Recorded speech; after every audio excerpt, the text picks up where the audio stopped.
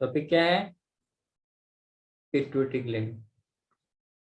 आप में से कोई क्या मुझे ये बता पाएगा कि इसका ओरिजिन क्या है? कोई भी समझदार बच्चा, ओरिजिन क्या है बताइए।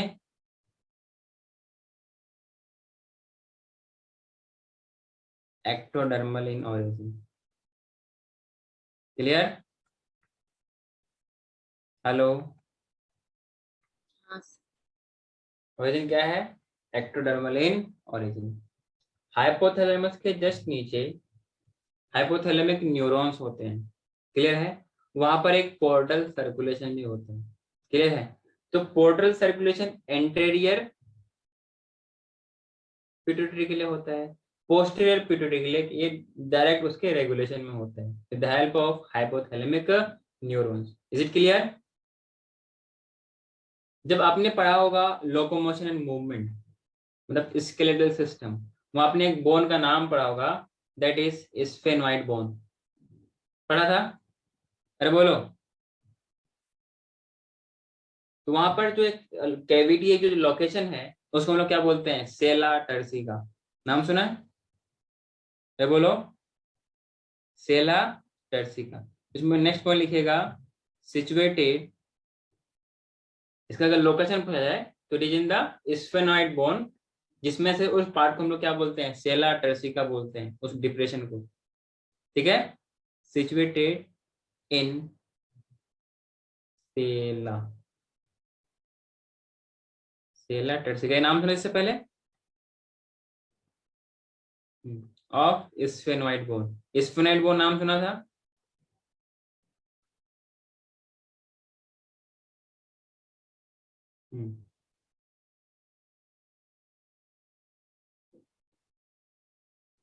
और जिस स्टॉक से हाइपोथैलेमस से जो ग्लैंड अटैच होती है उसको बोलते हैं इन्फंडिबुलम। इन्फंडिबुलम और भी है कहाँ पर? ह्यूमन फीमेल रिप्रोडक्टिव सिस्टम में। जहां पर फिम्बिरा की बात करेंगे ना, तो फिम्बिरा का जो अगला वाला पार्ट है उसको बोलते हैं इन्फंडिबुलम। क्लियर है? Pituitary gland, it is attached to hypothalamus, hypothalamus through a stalk, through a stalk। और इस स्टॉक को क्या बोलते हैं? इन्फंडिबुलम। कोई दिक्कत? आगे बढ़ूं? इसकी अगर बात करें, एक तो होता है इसका, दो पार्ट में बात करते हैं, एडिनो हाइपोफाइसिस, हाइपोफाइसिस। दूसरा होता है neuro hypophysis, neuro hypophysis. Clear? Adeno hypophysis को बोलते हैं anterior pituitary gland, neuro hypophysis को बोलते हैं पोस्टीरियर पिट्यूटरी ग्लैंड। ये लिखाने की जरूरत है, ऑलरेडी अंडरस्टूड है, या लिखा हूं? एंटीरियर, आगे एंटीरियर पिट्यूटरी ग्लैंड, ये है पोस्टीरियर, पोस्टीरियर पिट्यूटरी ग्लैंड। कोई दिक्कत? अरे बोलो।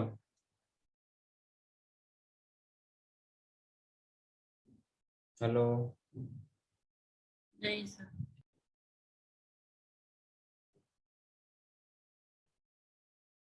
फिर अगर हम लोग इसके फर्दर इसका पार्टीशन करेंगे तो आपको तीन पार्ट दिखेगा। कितने पार्ट? पहला पहला का नाम बताइए, पहले का नाम। Pars distalis. दूसरा? इंटरमीडिया। Intermedia, pars intermedia. तीसरा? Pars nervosa. हाँ। जब हम लोग अगर उस ग्लैंड की बात करेंगे तो कुछ इस तरीके से करके होता है क्या? ठीक है? यहाँ कुछ ये वाला पार्ट होती है, कुछ ये वाली पार्ट होती है, कुछ ये वाली पार्ट होती है। तो पहले जो एंटीरियर पार्ट है उसको बोलते हैं पार्ट, क्यों डिस्टलिस का मतलब होता है दूर, डिस्टलिस का मतलब क्या होता है, दूर, तो इसी को बोलते हैं parts distalis, parts intermedia, parts nervosa. ये सबको क्लियर है? और ये जो डायग्राम है ना पिट्यूटरी ग्लैंड का, ये आपके दिमाग में छपा हुआ होना चाहिए, ठीक है? तो इसमें नेक्स्ट करके लिखेगा पार्ट्स ऑफ पिट्यूटरी ग्लैंड में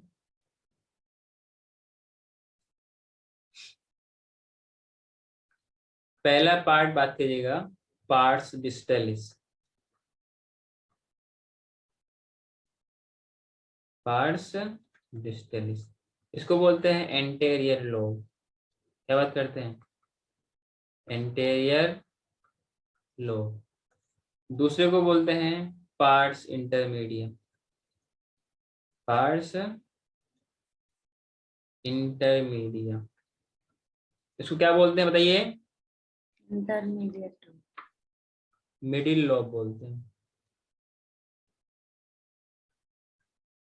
तीसरा आपके पास है पार्ट्स नर्वोसा, पार्ट्स नर्वोसा, इनको क्या बोलेंगे?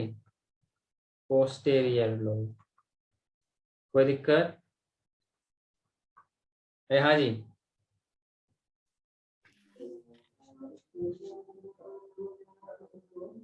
कोई दिक्कत है? जो इन्फंडिबुलम है, जो स्टॉक है ना जिससे हाइपोथैलेमस से पिट्यूटरी ग्लैंड अटैच होती है, तो इन्फंडिबुलम और साथ ही साथ में पार्ट्स नर्वसा को कंबाइनली हम लोग क्या बोलते हैं? Neurohypophysis means posterior pituitary gland. समझ में आई? Infundibulum with pars nervosa collectively called as क्या? Neurohypophysis, which also called as posterior pituitary gland. Is it clear? अरे हाँ जी। हाँ sir. Whereas the adenohypophysis, it consists of parts distalis and parts intermedia. क्या यहाँ तक मेरी बात सबको समझ में आ रही है? तो ऐसा लिख लीजिएगा न्यूरो हाइपोफाइसिस, न्यूरो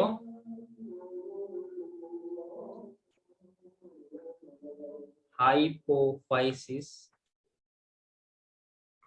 इसमें आएगा इन्फंडिबुलम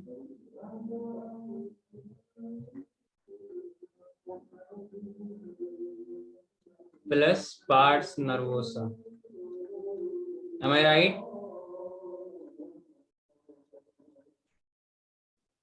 दूसरा है आपके पास adeno hypophysis,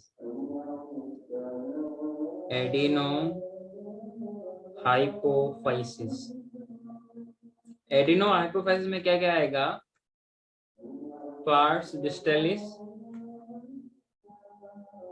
plus pars intermedia, pars intermedia. क्या इतनी बात समझ में आई? हाँ sir.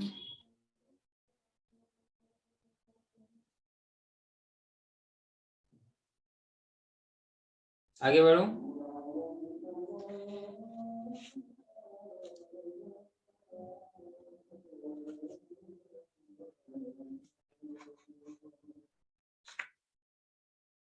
Should I move to next?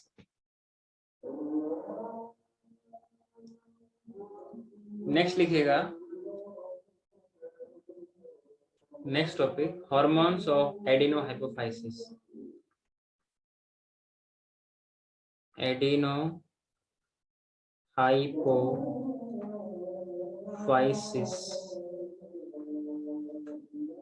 Hormone, इनको बोलते हैं हम लोग क्या? Anterior pituitary gland. क्लियर है? इसमें अलग अलग सेट ऑफ हॉर्मोन्स रिलीज होता है, ठीक है ना? अरे बोलो। हाँ सर। पहला हार्मोन की बात करेंगे ग्रोथ हार्मोन। ग्रोथ हार्मोन और सोमेटोट्रोफिक, याद है ना, somatic cell, germinal cell. Hello, तो सोमेटिक मतलब बॉडी का सोमेटिक सेल, वहां से इसको बोलते हैं सोमेटोट्रोफिक। ट्रोफिक का मतलब होता है ग्रोथ, बोलेंगे सोमेटोट्रोफिक।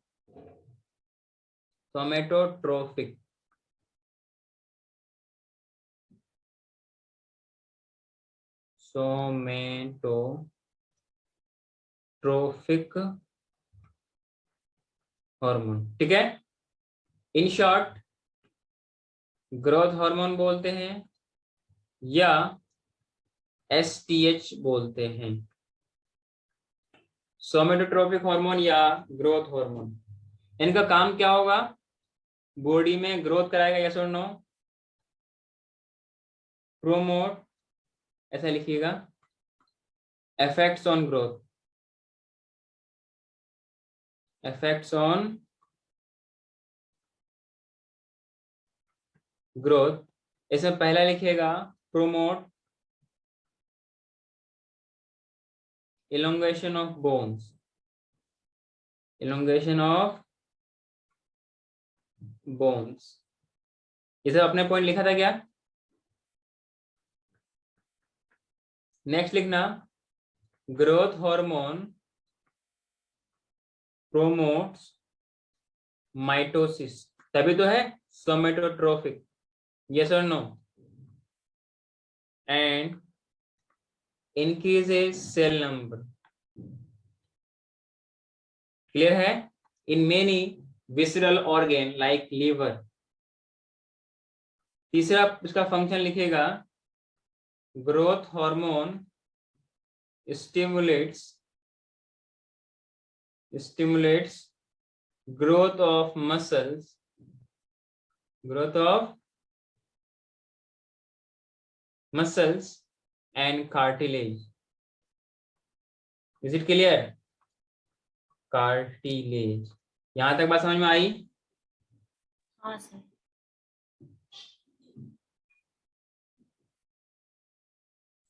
आगे बढ़ू, आगे बढ़ू, हाँ या ना? इसका नेक्स्ट फंक्शन लिखिएगा, इफेक्ट ऑन मेटाबॉलिज्म,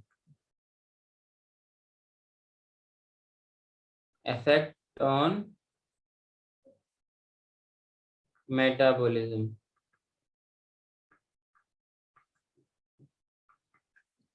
जब इसकी बात करेंगे, इसमें पहला आता है फैट के बारे में, मतलब फैट का ब्रेकडाउन होगा, इसको हम लोग क्या बोलेंगे, लिपोलाइसिस, यस और नो,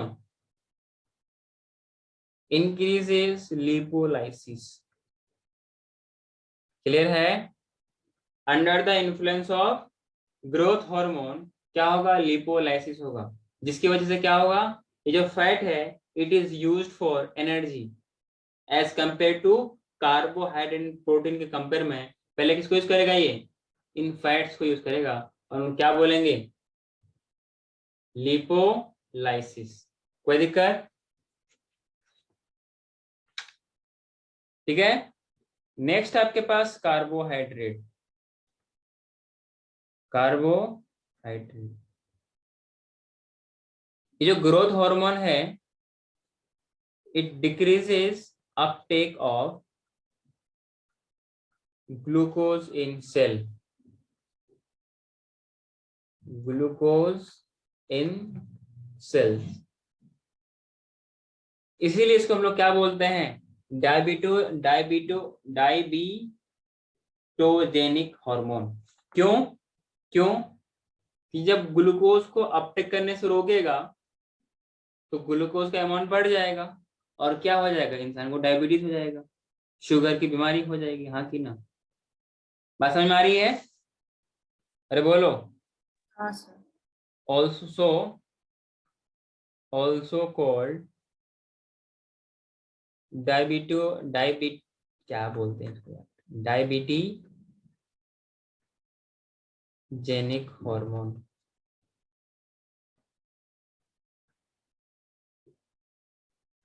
अरे बोलो, क्योंकि डायबिटीज करा सकता है, ग्लूकोज के अपटेक को जब डिक्रीज करेगा तो ग्लूकोज का लेवल बॉडी में बढ़ जाएगा, that's why we call it as diabetogenic hormone.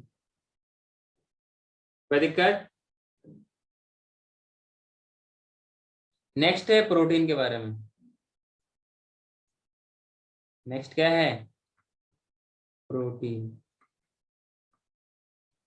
जो ग्रोथ हार्मोन है, it increases amino acid Uptake, मतलब जितना ज्यादा एमिनो एसिड लेगा बाय सेल्स, अरे उतना ही तो प्रोटीन का फॉर्मेशन होगा। अरे बोलो, liver and muscles and help in protein synthesis and help in protein synthesis। Protein कौन बनाता है?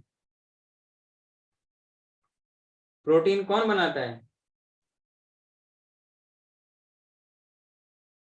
अरे बोलो।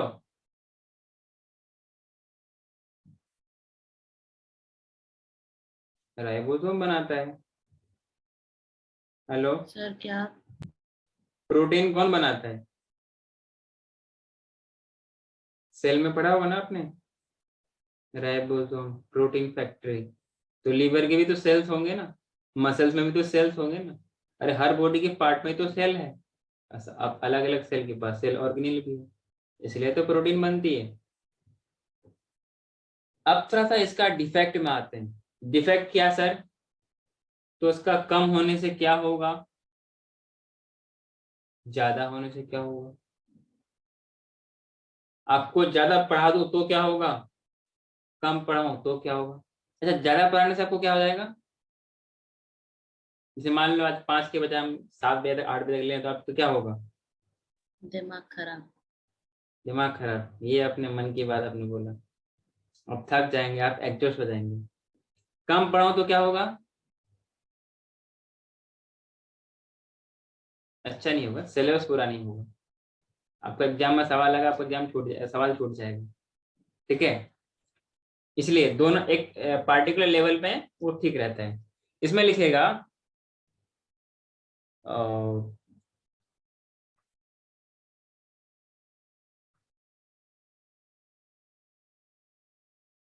लिखिए डिजीज ड्यू टू लो और हाई सेक्रेशन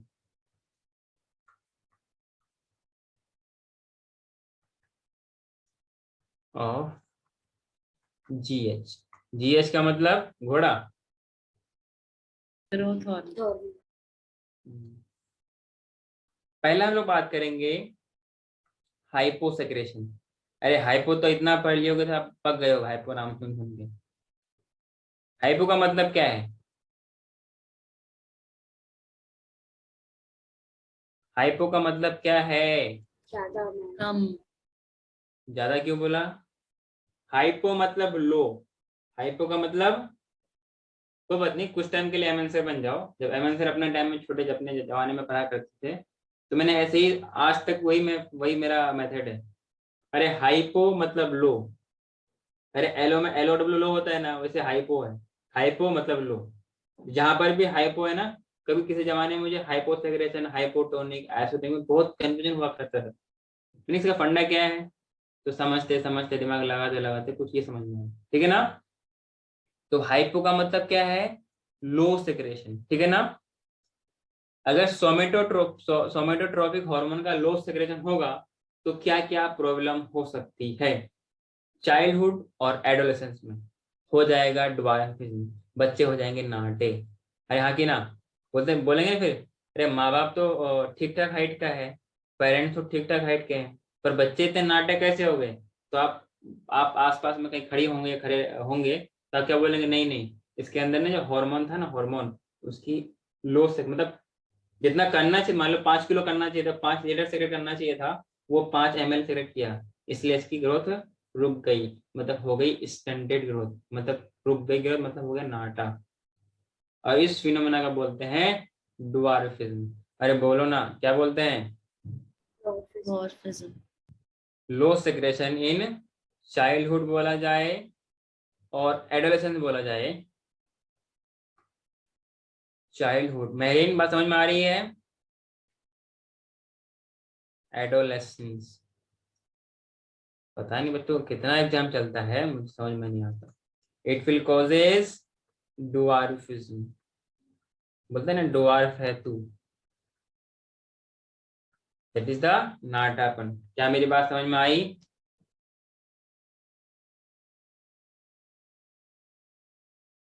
अगर ड्वार्फिज्म पिट्यूटरी ग्लैंड के डिफेक्ट की वजह से हो, इसके लिए हम लोग एक टर्म यूज करते हैं, एटेलियोसिस। नाम सुना है?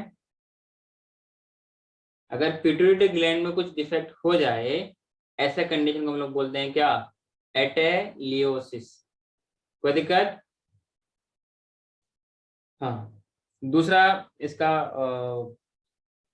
पहलू हाइपो हो गया, नेक्स्ट है हाइपर सेक्रेशन। है बोलना, hypersecretion of STH, somatotropic hormone. इसका अलग अलग कंडीशन है। इसका क्या है? इसका दो पॉइंट हो सकता है। अगर चाइल्डहुड में, चाइल्डहुड बोले या चाइल्डहुड बोले, अपन को तो बचपना में ही बात करना है, ठीक है ना? तो अगर बचपना में इसकी अगर ज्यादा हाइट हो जाए तो ऐसे कंडीशन को बोलते हैं जायंटिज्म, मतलब बच्चों के अंदर बुढ़ापा आने लगता है, बाल आने लगता है। ताकि ना, एक मैं फोटो दिखाऊंगा अभी आपको। आपने वो मूवी देखा है, अरे जो अमिताभ की है, और कोई दवाई खाता है तो कोई इतना छोटा हो जाता है, इतना लंबा हो जाता है। कौन सी है? नहीं पता, कभी मैं खोज के भेजूंगा, देख लेना। इन चाइल्डहुड, इसका दो केस बात करेंगे हम लोग। In childhood, bones of leg, bones of leg and hands become very long,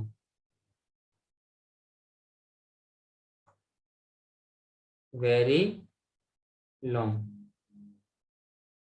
ठीक है?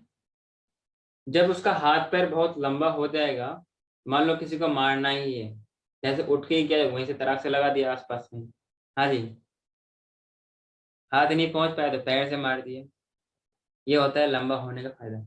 अब नुकसान क्या है? मान लो कोई दरवाजा है, गेट है, अब उसको ना बार झुक के जाना पड़ेगा, आगे ना, अब वक्त से पहले उसका कमर कैमल जैसा हो जाएगा, हम ऑफ कैमल, आगे ना। तो मैंने क्या बोला? In childhood bones of legs and hands becomes very long. तो ऐसे केस में क्या होता है कि the person is increasing in very much, मतलब बहुत ज्यादा उसकी बॉडी में ग्रोथ हो जाती है, क्योंकि उसका हार्मोन का नाम क्या है? Growth hormone. तो बॉडी में ग्रोथ होने बहुत ज्यादा लगती है, और बॉडी का जो पूरा सिस्टम होता है ना, वो इम्बैलेंस हो जाता है। क्यों? कि बाकी देखो, बॉडी में जो भी कुछ होता है वो एज के हिसाब से होता है।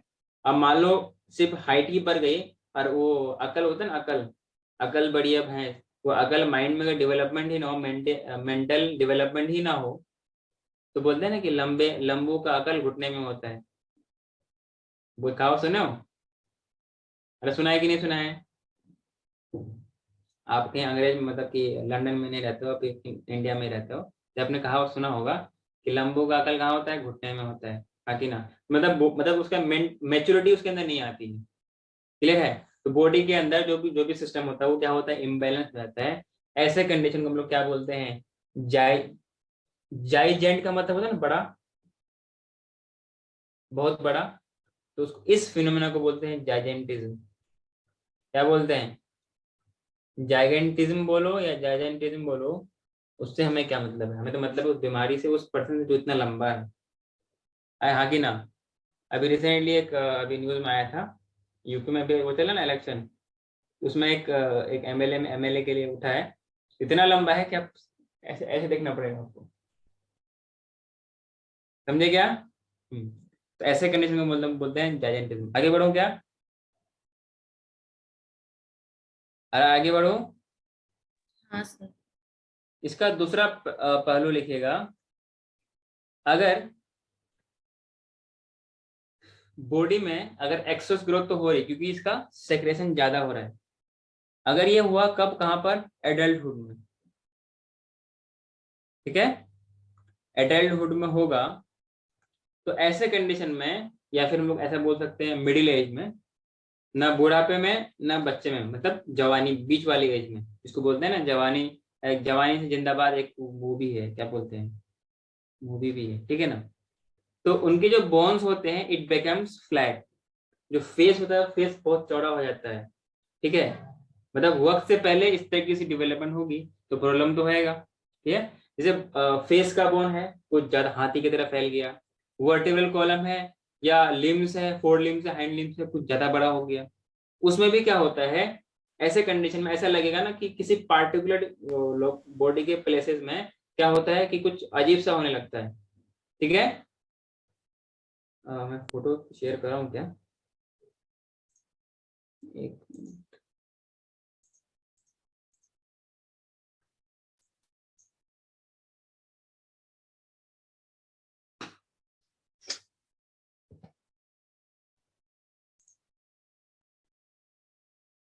if growth of hormone means growth hormone increases too much in adulthood, means hyposecretion of growth hormone or STS, somatotrophic hormone, the bones of face, vertebral column and forelimbs increases। ऐसे case में उसको हम लोग बोलते हैं disfigurement, body में imbalance हो जाएगी, ऐसे कंडीशन में बोलते हैं एक्रोमेगाली, ठीक है। अरे बोलो, तो आज के लिए इतना ही रखते हैं, फिर मिलते हैं नेक्स्ट क्लास में, ठीक है।